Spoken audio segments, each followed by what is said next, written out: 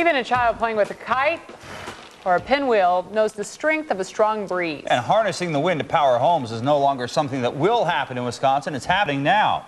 Ted Perry's here to tell us there's also controversy blowing up. Ted? Brad and Kat, thanks. First, some background. The state of Wisconsin is demanding that by the year 2015, 10% of the electricity in the state must come from renewable energy. That's solar or hydro, or in case we're talking about tonight, wind power.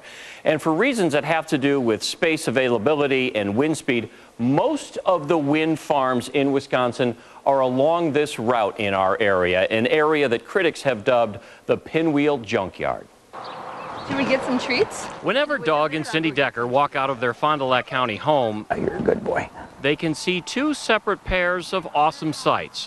One is natural, they're horses, Tucker and Madison. You're going to give them one? Hold your hand flat. The other, man-made, two wind turbines. If you've driven Highway 41 through Fond du Lac County in the last 8 years, you've seen them.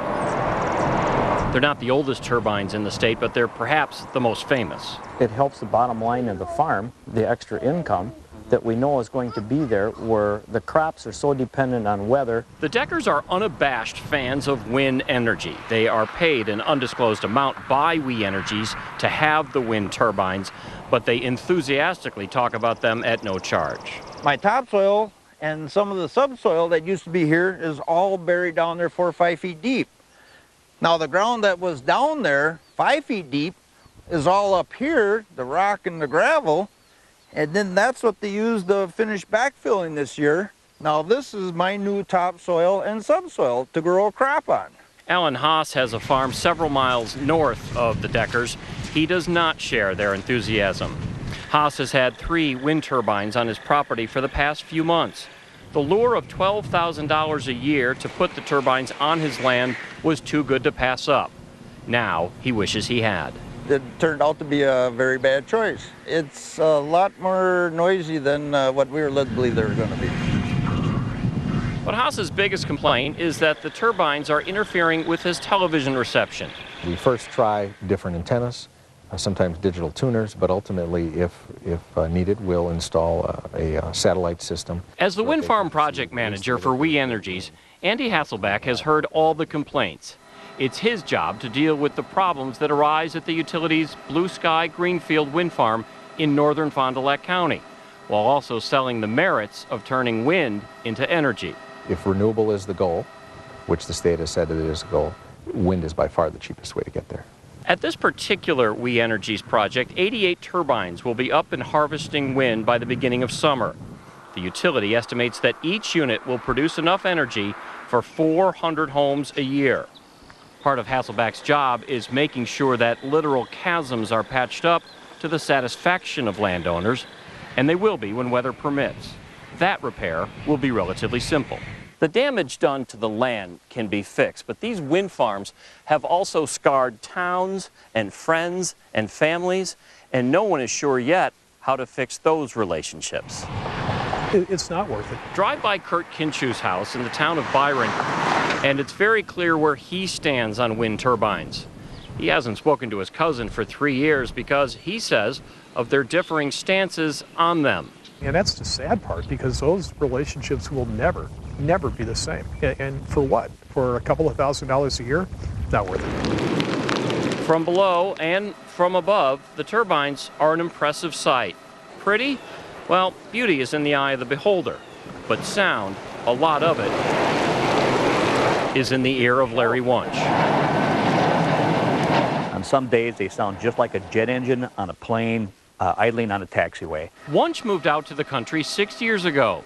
When a utility company out of Chicago offered to pay him to host some turbines, he said no.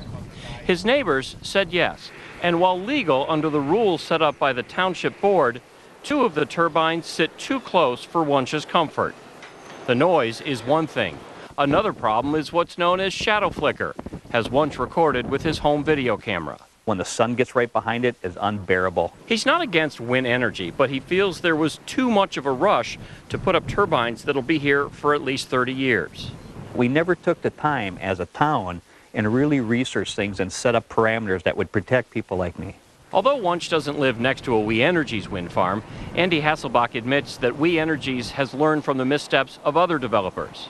Even so, he says pleasing everyone on projects like this is impossible and insists the turbines have been very well received.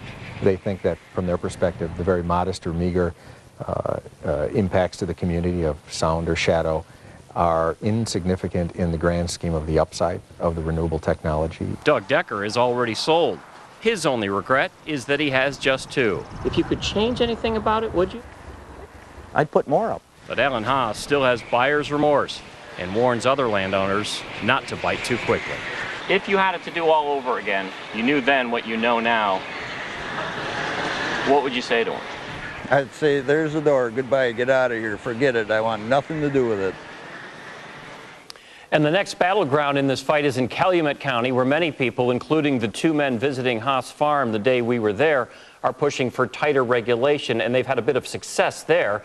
When turbines go up in Calumet County, they'll have to be 1,800 feet back from a home compared to 1,000 feet in Fond du Lac County, and that could make a difference, Brad, when it comes to noise. People like Kurt and Larry had problems with on their property. You know, one of the things that strikes me too is like this fellow Haas here who's farming. If he ever wants to go and sell that farm, are these wind turbines, do they go with the property? They're there for at least 30 years. Yeah, taking them down is very difficult, but that is a very good point. What happens to those if the landowner passes on or sells the property? Sure. I don't know the specifics of the contract because WINDmovie1 and the other utilities keep those confidential, but that is just one more problem that a lot of people say we rushed into this too quickly. Real eye-opener. Thanks, Ted.